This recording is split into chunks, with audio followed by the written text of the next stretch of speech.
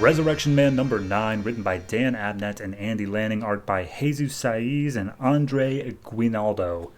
So, last issue was actually in Suicide Squad number 9, where it picked up from the Suicide Squad cliffhanger from Resurrection Man number 8. And basically, all you need to know is the Suicide Squad captured Resurrection Man, and they're about to chop him up into a bunch of pieces so that way he doesn't immediately resurrect, I guess. But then also, Kim Rebecca was brought into Waller for questioning. So this issue picks up. The body doubles are calling Director Hooker, and they're like, hey, we see Mitch Shelley. That's the good news. Bad news is that he has been captured by the Suicide Squad, and they're about to, dismember him. So what should we do? And should we, because we are a government organization, and technically Suicide Squad is as well. Should we be getting involved? Is this something that we can fight another organization over? And Director Hooker's like, yeah, no, Waller's not going to get her hands on Mitch. You get in there and you get Mitch any means necessary. So then we see Deadshot about to chop up Mitch Shelley, but then the body doubles walk in, and they're holding full-on miniguns, and they're like, hey, how's it going? We're going to need that body, and we're not joking around here. And Deadshot's like, are you serious? No, my handler's not going to allow it. And she's like, well, my handler's not going to allow you to have it. It's like, well, then it sounds like our handlers need to talk before something happens here.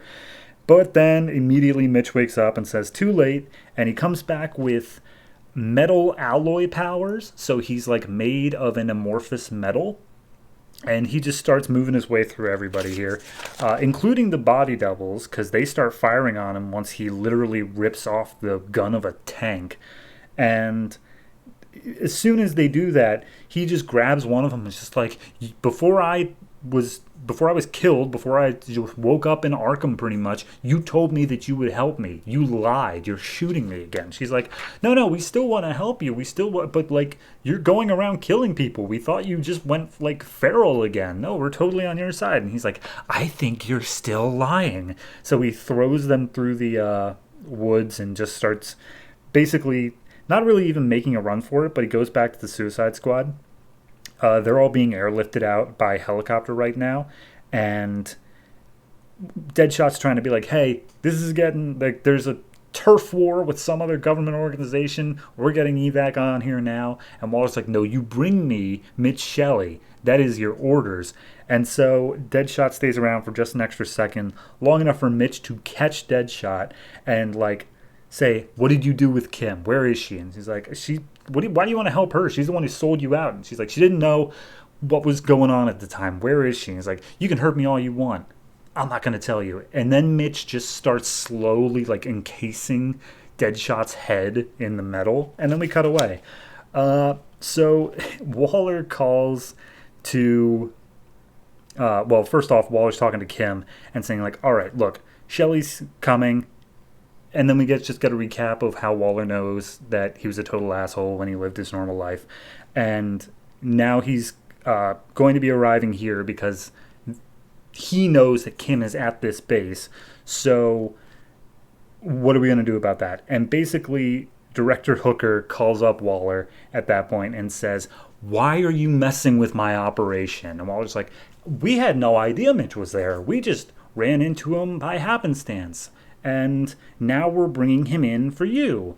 This was totally our plan all along, is that we were working with you. And Hooker's like, you are such a bad liar, I can't even begin to describe. And she's like, yeah, well, either way, I will get you Mitch Shelley by the end of the day. Bye, click.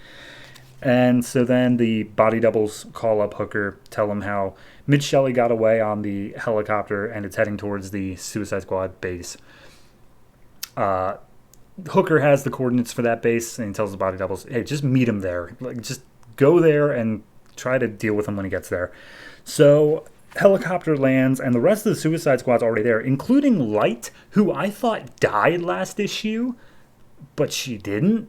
So, okay. Anyway, we see Deadshot standing on the edge of the helicopter, and it turns out that Mitch has completely encased him and is, maneuvering his body so they won't out and out kill Deadshot, despite the fact they totally would.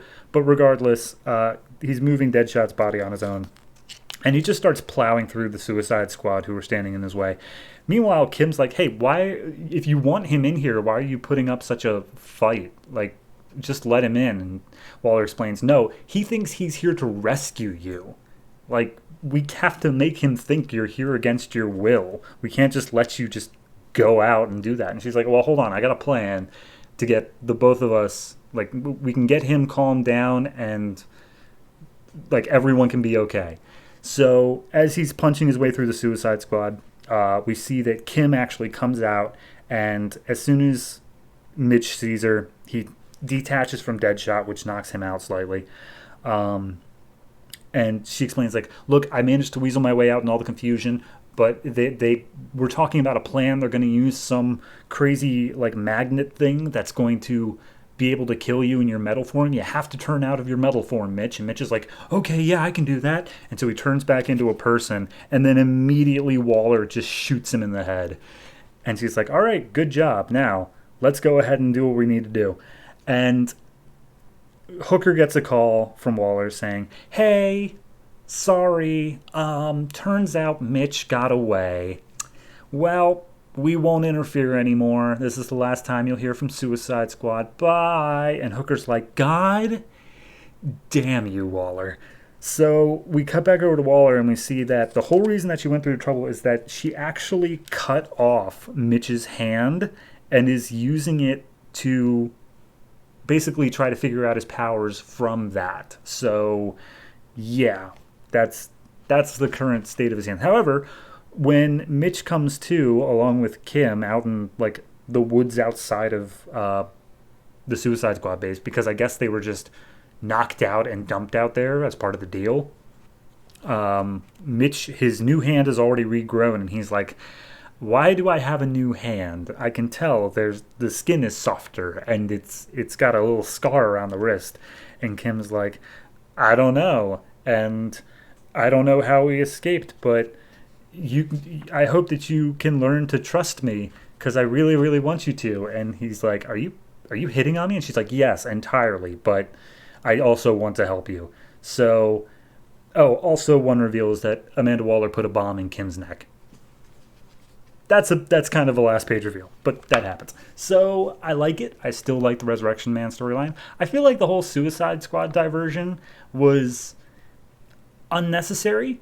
I feel like it was just the thing of, hey, we need two books to cross over that are both, like, a little bit lower in the sales to hopefully get the readers of one onto the other. I mean, stuff did come out of it, but even the one thing I thought last issue was Light died, but she's still alive, so clearly not. The only big thing that I think really came out of this is that Waller has Resurrection Man's hand, and Kim has a bomb in her neck, which could result in something, but honestly, it doesn't feel like it's going to be something that does. Like, why is Waller going to care what happens to Kim after this point? And why is the hand ever going to pop up in Resurrection Man story? It would only ever come up in Suicide Squad, I feel like. So, I don't know. It just feels a little bit whatever to me.